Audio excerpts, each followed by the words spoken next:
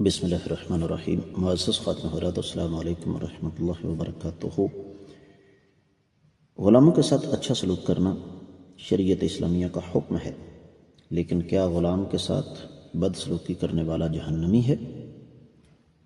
یہ ہے ہمارے آج کی حدیث کے سبق کا موضوع۔ مشکوٰۃ المصابیح کتاب النکاح باب ہے اخراجات اور غلاموں کے ساتھ اچھا سلوک کرنے کے حوالے سے 3364 حدیث کتاب میں اور 70ویں ہے باب میں۔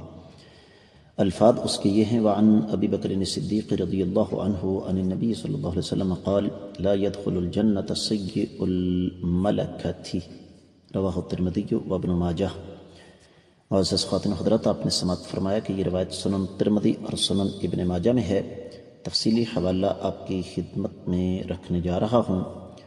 سنن ابن ماجہ کتاب الادب 10واں باب ہے غلاموں کے ساتھ اچھا سلوک کرنے کے حوالے سے 3691ویں حدیث۔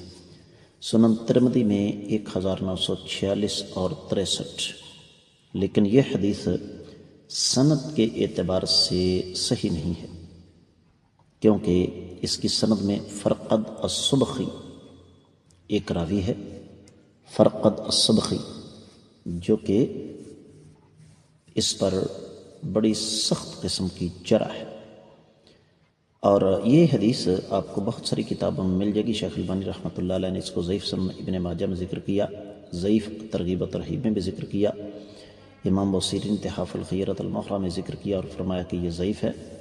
شیخ شعیب الارناؤط نے بھی اس کو ضعیف قرار دیا، امام اجلونی، امام قیسرانی، امام ذہبی، حافظ ابن حجر، امام ابن القطان، امام عراقی اور اسی طریقے سے دیگر بہت سارے ائمہ کرام نے اس کو ضعیف قرار دیا۔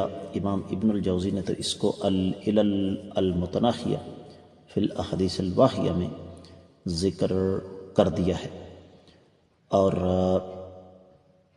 جب یہ بات ثابت ہوگی کہ یہ حدیث صحیح نہیں تو ظاہر بات ہے پھر اس کا حکم بھی ویسا ہی ہوگا۔ ترجمہ میں اس حدیث کا کرنے جا رہا ہوں۔ سیدنا ابو بکر صدیق رضی اللہ تعالیٰ عنہ سے روایت ہے کہ آقا علیہ الصلوۃ والسلام نے ارشاد فرمایا، غلاموں کے ساتھ برا سلوک کرنے والا جنت میں داخل نہیں ہوگا۔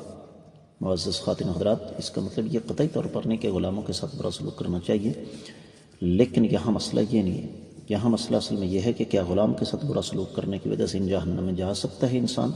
یقینی طور پر ایسی کوئی بات نہیں ہے۔ تو میں امید کرتا ہوں کہ یہ حدیث آپ کے سامنے آئی تو آپ کہیں کہ یہ ضعیف ہے۔ اس کے ساتھ ہی اجازت دیجیے۔ السلام علیکم ورحمۃ اللہ وبرکاتہ۔